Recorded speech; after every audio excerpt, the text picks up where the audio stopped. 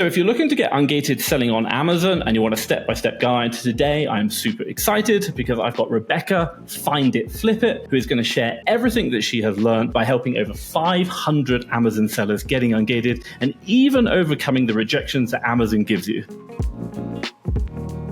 So my name is Rebecca, also known as Find It, Flip It. I'm from South Florida. I was a collegiate athlete. I was a collegiate strength and conditioning coach before I started selling on Amazon. Really from there, it was kind of how can I make a change in what's going on with my income and my work-life balance. And then I found out kind of about e-commerce and reselling in general. And from there, I started Amazon and never looked back. So it's been about almost 3 years now, and I just cannot complain. Now, the one thing I'll say is obviously we've met each other in Miami Sellers Conference, and obviously it was great to meet you. And you did an amazing talk about getting ungated, and you shared some really good tips and tricks, which I've never seen anywhere before. So hopefully we can get some of them out of you today and share that. But obviously I know you're a seller, and also as well, you are sharing so much about reselling life. I always see you like going into TK Maxx and just kind of like, scanning or Marshalls and doing all the bits. I'm like, it's incredible. So thank you for sharing about that. So tell me about ungating. First of all, give me a high level overview. Like, what is gating? Why does it exist? And what do we need to know about it? So ungating, essentially on Amazon. So of course, once you're verified and approved to sell on Amazon, that doesn't mean that you can sell anything.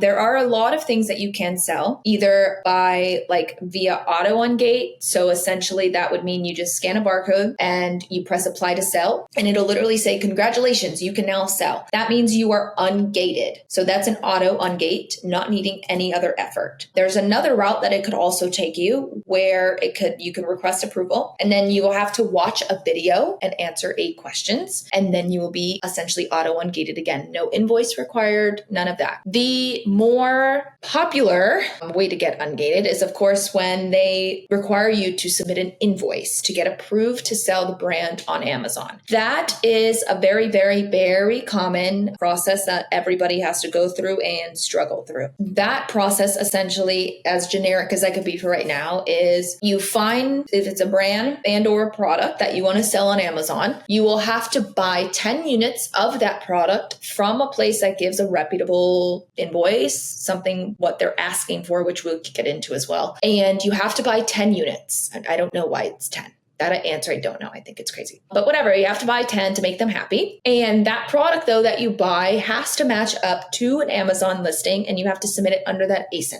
So the product that you're buying has to be already being sold actively on Amazon. And then from there, once you get that invoice, then essentially you submit that invoice under the application, and then you're just in the process of ungating, and then you're pretty much under their discretion for whatever answer they want to give. If you're struggling to get ungated on Amazon, what can I recommend for you? Check out my 20-page ungating guide that I've put together all of my top techniques, methods, know-hows, and strategies, and suppliers for both the USA and the UK marketplaces, and one supplier that is working for all marketplaces, which everyone can access. I'll drop a link down below. It's my FastTrackFBA ungating guide. I think you're going to love it, and it's going to change the game. Fantastic. And you mentioned there about buying 10 units. Can I buy, say it's a pack of 5, can I buy 2 of them? Does that work, or does it have to be 10 units on the invoice? So for me, I'm pretty particular brand per brand. So some brands are way harder than others. For some brands, I might say, yeah, like this is pretty simple. You can do, it doesn't really necessarily matter. But for a lot of big brands, Nike, Adidas, things like that, I'm very much 10 units, place it like individual, like everything kind of pretty strategic for it to work. When we do gating, there are different types of gating, like brands and categories. Like, can you explain about that?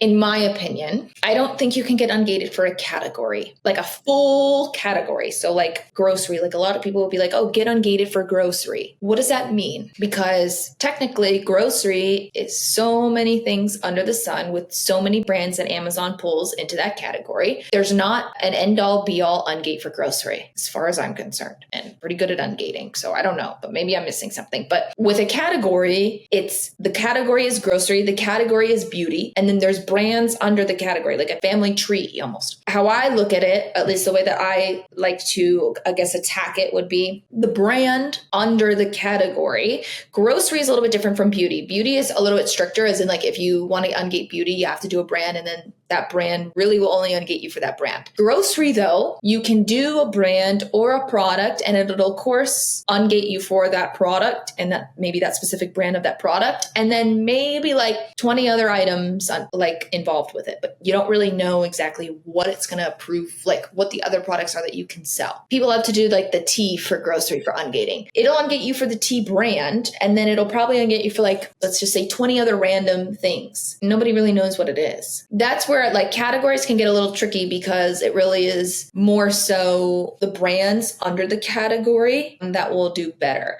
For a specific brand, that's different because once you ungate the brand, so Nike, we could use as an example, you can sell Nike entirely because then you're fine. That's the ungate for all of Nike, right? But if you did grocery and you wanted Starbucks, you could get ungated for Starbucks and maybe 10 other things, but like you're not going to be able to sell Doritos or whatever, like other food brands, right? Unless it's an auto approval or it falls under that brand, but you just don't really know. Let's talk about like, what do we have to submit? Obviously, Amazon give us that the information, the tick boxes, but tell me about the detail. I know there's some things that you've really got to get right on that. Otherwise it does not work. Tell me about that. So they'll give you the information that you need and you can check off and have every single box and they'll still deny it. What's super important, of course, is like their requirements. So it has to be within 180 days, of course. Like they'll look at the date of the invoice. It has to show the 10 units. It has to be the address of the place that you got it from. It has to be on this invoice.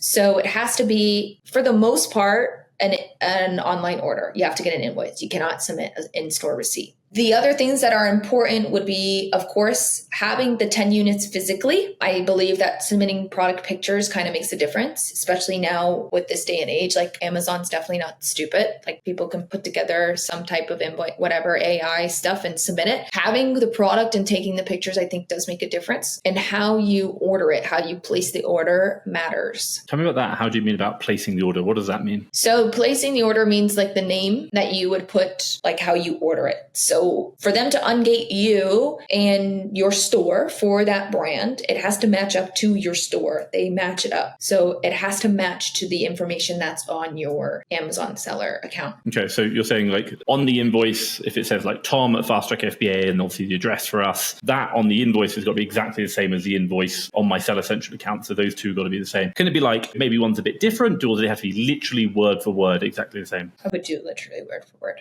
What about if we're using like prep centers? Tell me about that. So we've got different shipping and billing address. Does that affect things? Yes, because Amazon is obsessed with your address. Obsessed. Even to where you have to get verified to sell on Amazon. Every single T better be crossed. Every single I better be dotted. They're obsessed with that. So yes, it does matter. The address matters. I always say that to people. Like that's my first question that I ask when I help people is, do you have access to this? Do you have access to this address? Could you physically go and get it? Can you prove that this address belongs to you? Like my virtual addresses could be a little bit tricky because do you have access to that virtual address? Like, is it virtual, but like maybe it's a PO box around the corner? Those are the best options. But yeah, it matters because that address, it just has to align to you. It has to be tied to you in some way. And have you ever gotten through whereby, say for example, myself, I live in Mexico, you know that, I absolutely love it out here. But unfortunately, like for me to go to my virtual address is sometimes, I don't think I can actually do it. They charge me $10 to open a letter, which is incredible. So I don't know about shipping, but have you ever done it where you've seen it ungated with prep centers? Has it worked? I'm guessing it's harder, but has it worked that way? It's harder, but I mean, if you can, like, then I would say like to submit the specific documents that tie you to prep center. So they want to know that it's you trying this. Like, it's you that's wanting to sell the brand, right? Because like so many different things, and that's where like the counterfeit claims come in and all these other things, right? Because I can ungate this for you with a random address and a random name, but you're pulling product like counterfeit products from somewhere else. And,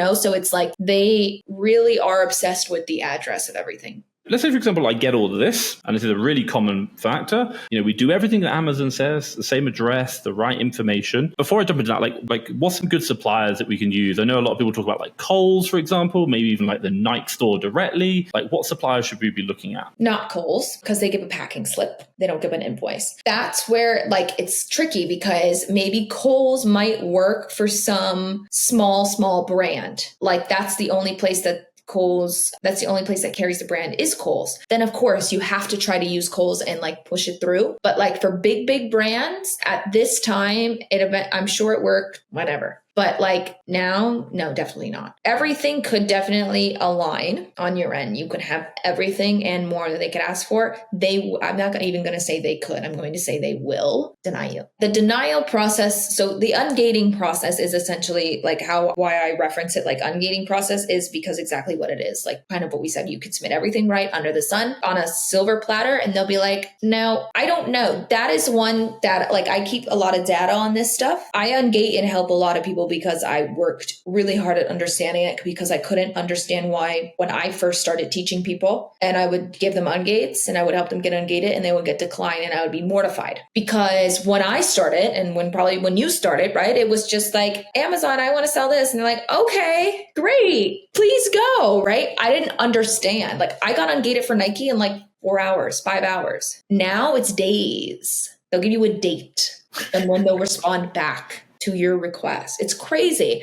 I've never seen it before, right? Because I only did 3 ungates and then just due to sales and account health and everything else, I never did an ungate again. There are some brands that I need to like submit an invoice for, but I would say almost like 85% of them, it's auto or I could sell it. So I didn't do the ungating process for about like almost a year and a half. So I didn't realize the drastic change that Amazon made. And so when I was just handing my students ungates and I was like, yeah, this will work here. This is an invoice. I mean, you're giving them what they want. What's the problem? And when it would come back and I would be mortified because I was like, okay, something's wrong here.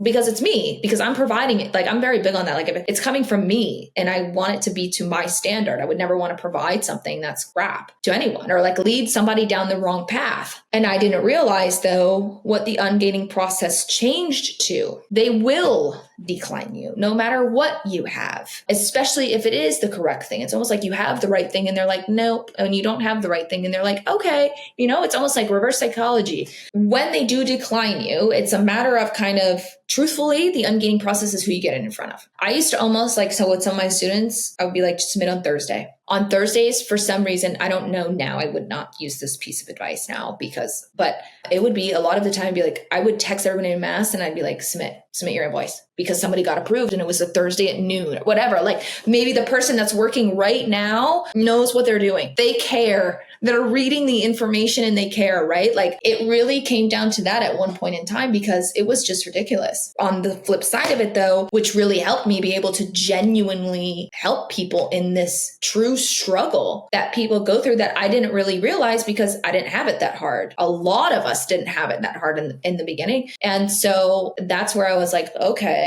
well, I don't want anybody to feel like that, like that they can't achieve something. And so that's when it was kind of like essentially figuring out Amazon's game, which is, and that's Amazon selling in a nutshell. You just have to figure out their game and you'll be okay. And that's kind of what the ungating process is too. If I submit an invoice today, everything that you said, it gets rejected. What things can I then do? Is it simply just resubmit again on a Thursday, or another day of the week? Or is it other things? Are there any tips and tricks that you can share? It really comes down to like their response. So what are they responding with? Like a lot of their responses are just complete BS. Like I've had so many students that submit an invoice for a brand, like whatever, if they submit an invoice for Adidas and it'll come back and they'll be like, oh no, sorry, like we did not approve you to sell Disney. Where do they get mixed up? Who's copying and pasting what and not reading, right? And so you cannot get discouraged. That's what I will say. Like no matter what, even if you're submitting something that they don't even want, you cannot get discouraged because I don't think they know what they're looking at half the time, really. And which sucks because they don't understand how much like time and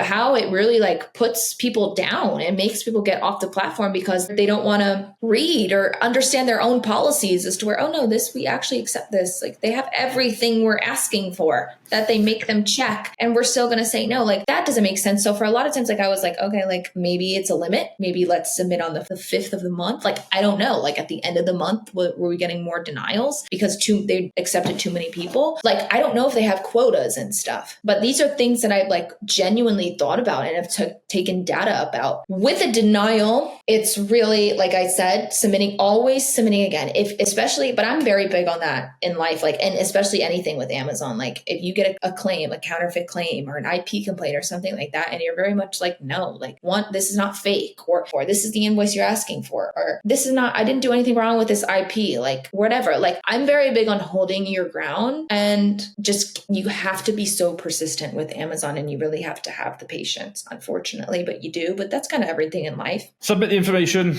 If we get rejected, keep going, keep going, keep going. Is there like a, once you've done it 3 times, give up, or like, how many times? It's more of like, what are you submitting? Maybe take a different picture, take a different angle, submit another one, take one away. I would say the pictures really, really matter, in my opinion. I had students get ungated with not a single picture, but then again, that's where it's so inconsistent. But I would say definitely you get rejected, like take a step back after like 3 tries and just be like, could I literally just take this picture in a better light, in better lighting, like something so simple like that. And then just submit. Really, I'm kind of big on submitting a new picture with it. Any other tips and tricks, any kind of advice that you give for people who are really struggling with this? What would you say? Like really take the time to look at what it is that you're submitting. Some people are just really not submitting what they want, and they will deny you, right? I mean, rightfully so. Like make sure it's what they want. They want an invoice. They don't want a packing slip. They don't want a packing slip. They don't want a receipt. They don't want an online order confirmation, right? Like